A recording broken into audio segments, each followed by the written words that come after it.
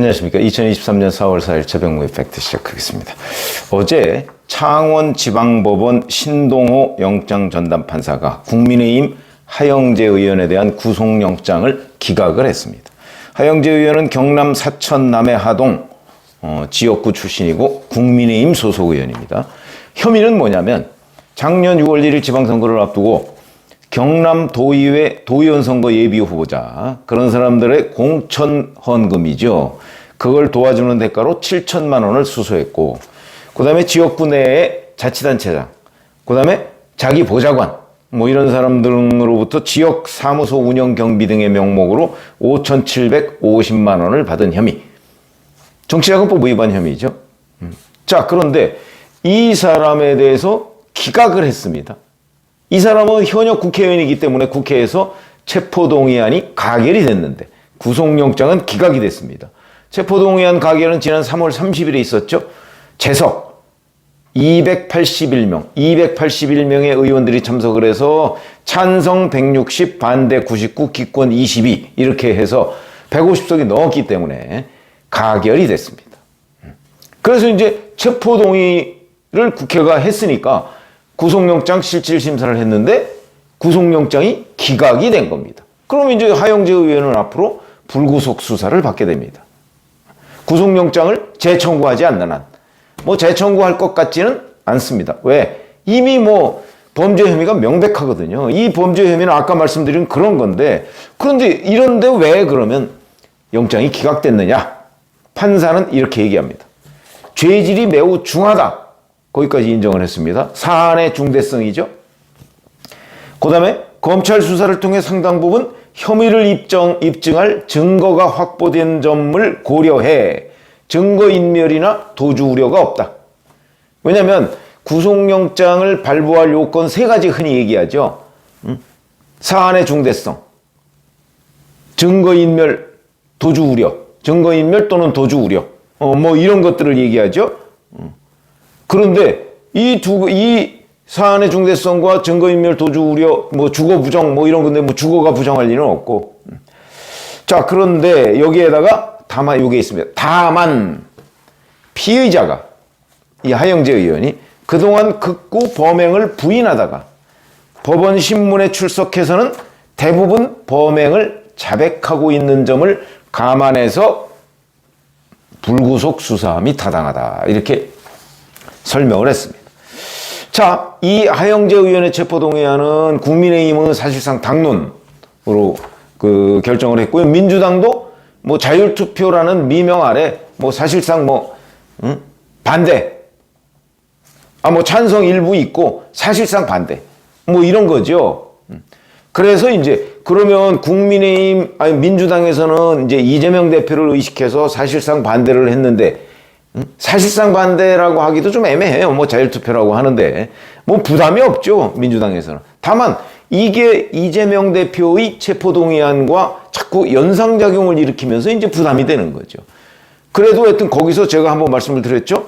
이재명 대표 체포동의안 때보다는 적어도 15명 내지 20명 정도는 이 하영재 의원 체포동의안에 찬성했다니까 늘었다. 이 말씀을 제가 드린 적이 있습니다. 그거는 물론 민주당 의원들 중에 이재명과 하영재는 다르지. 그렇죠. 그렇게 생각하겠죠. 그러나 국회의원에 대한, 동료 국회의원에 대한 체포동의안이라는 점에서는 동일하고, 또 그런 점에서 보면 보다 더 국민의힘 의원이기 때문에 보다 더 자유롭게 자기가 찬성표를 던질 수 있었다. 이런 느낌은 굉장히 중요하거든요. 이게 2차 체포동의안이 왔을 때 이재명 대표에 대해서 민주당 의원들이 어떤 생각을 할까? 이거와 연관시켜서 지금 하영재 의원 문제를 제가 얘기를 하고 있는 겁니다. 자, 그런데 이와 유사한 사례를 과거에 찾아봤더니 2012년에 무소속 현영희 의원이라고 있었는데, 이 현영희 의원이 원래 새누리당 소속이었습니다.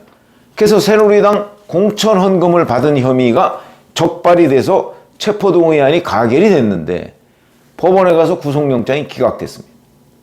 그런 걸 보면 이 법원이라는 곳이 공천 헌금이라는 데에 대해서 좀 관대한가? 이런 생각을 해볼 수도 있습니다.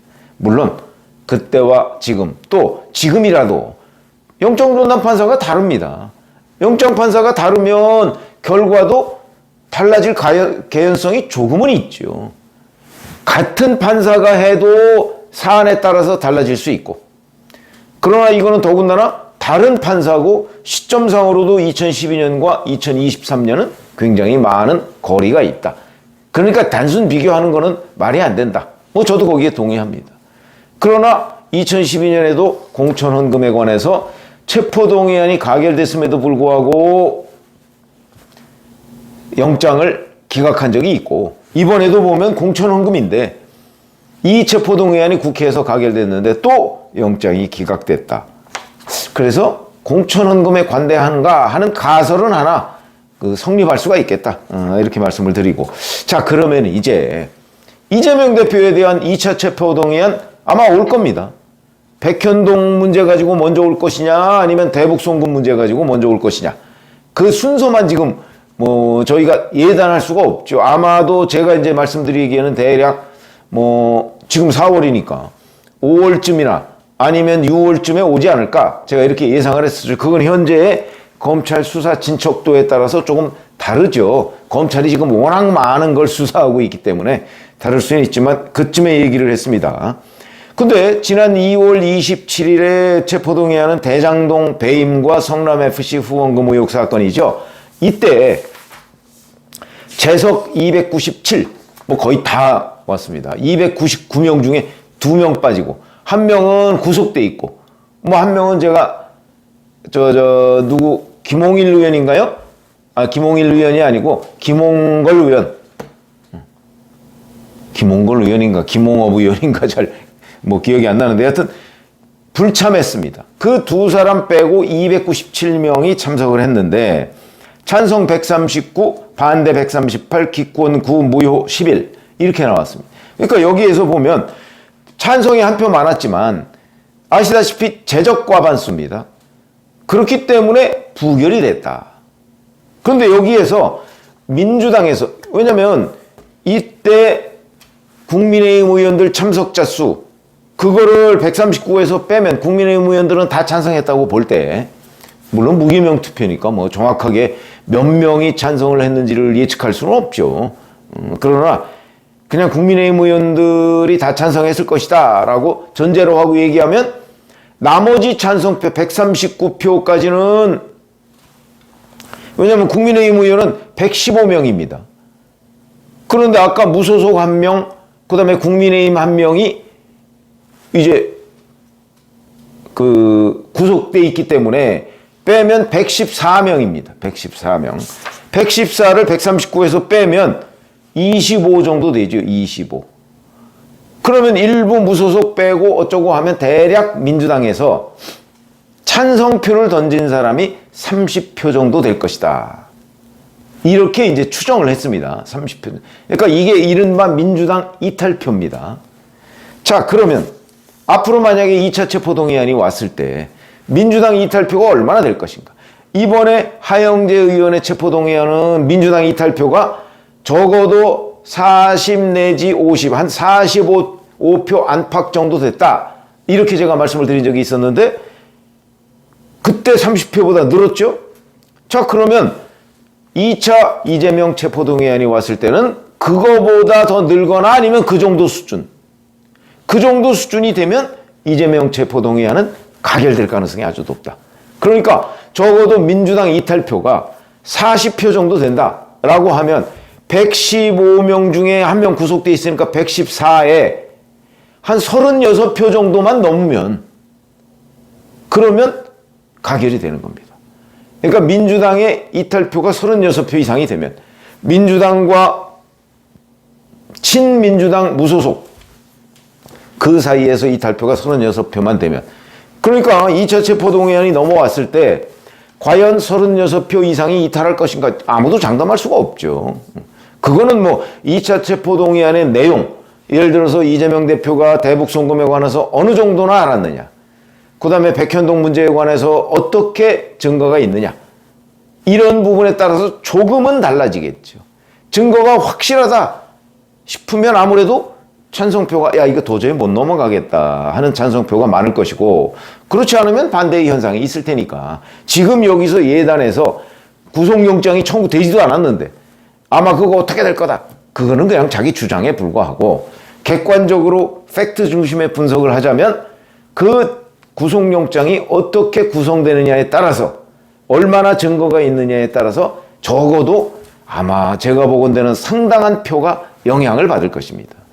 그렇기 때문에 다음번 체포동의안은 무조건 가결, 그렇게 얘기하는 거는 자기의 기대를 섞어서 얘기하는 것에 불과하고, 가결이 될 것이냐 부결이 될 것이냐 아무도 모르지만 적어도 전체적인 흐름을 보면 2월 27일 이재명 1차 체포동의안 때 이탈표, 그 다음에 하영재 의원 국민의힘 소속이지만 이때 민주당에서 이탈한 표, 이거는 이제 늘었다고 제가 말씀을 드렸죠. 그런데 만약에 6월이나 이때쯤에 이재명 대표에 대한 2차 체포동의안이 왔을 때는 변수는 있지만 적어도 2월 27일 이재명 1차 체포동의안보다는 민주당 이탈표가 많을 것이다, 이런 말씀을 제가 드린 적이 있습니다. 그러나 많다는 것이 곧 가결되느냐, 그것까지는 누구도 지금 점치기가 어렵다. 요게 이제 팩트고요. 그러면은 자, 지금 이재명 대표에 대해서 당과 사법 리스크를 분리해라 라고 주장하는 것이 비명계입니다. 비명계 얘기는, 아니 체포동의안이 국회에서 가결된다고 뭐 곧바로 구속되는 거 아니지 않냐.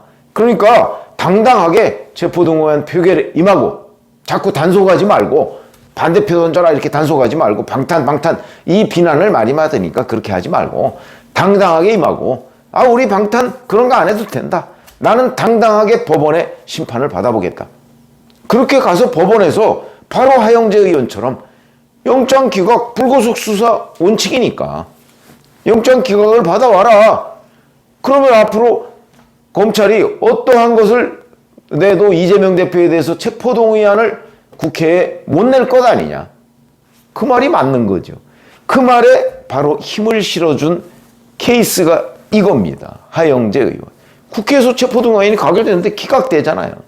그러면 이재명 대표도 이렇게 하면 될 것 아니냐 하는 비명계의 목소리, 그리고 민주당 내의 중도, 그러니까 친명과 비명 사이에 있는 관망파가 훨씬 많다고 제가 말씀을 드린 적이 있었죠. 관망파가 한 100명은 될 겁니다. 169명 중에. 그렇기 때문에 그 사람들은 그래 이렇게 허영재 의원처럼 하면 될걸, 이렇게 생각할 가능성이 아주 높아지는 거죠. 이 얘기는 곧 이재명 대표 체포동의안이 두 번째로 왔을 때 이탈표가 더 많아질 수 있다, 비명계가 편해졌다, 이거를 의미한다는 겁니다.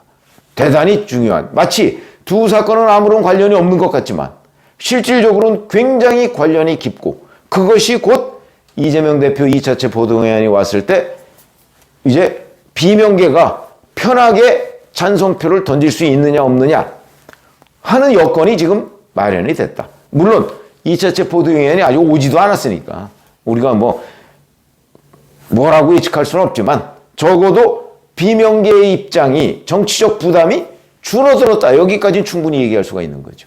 그러나 그래서 2차 체포동의안은 가결될 거야, 이거는 제가 자기 주장인 팩트가 아니다 이렇게 말씀을 드렸죠. 그건 누구도 모릅니다. 지금 민주당 의원들의 속마음을 어떻게 다 알겠습니까? 그러나 여하튼 부담은 확실히 줄어들었다, 요거는 명확한 것으로 보인다, 이 말씀을 드리겠습니다. 고맙습니다.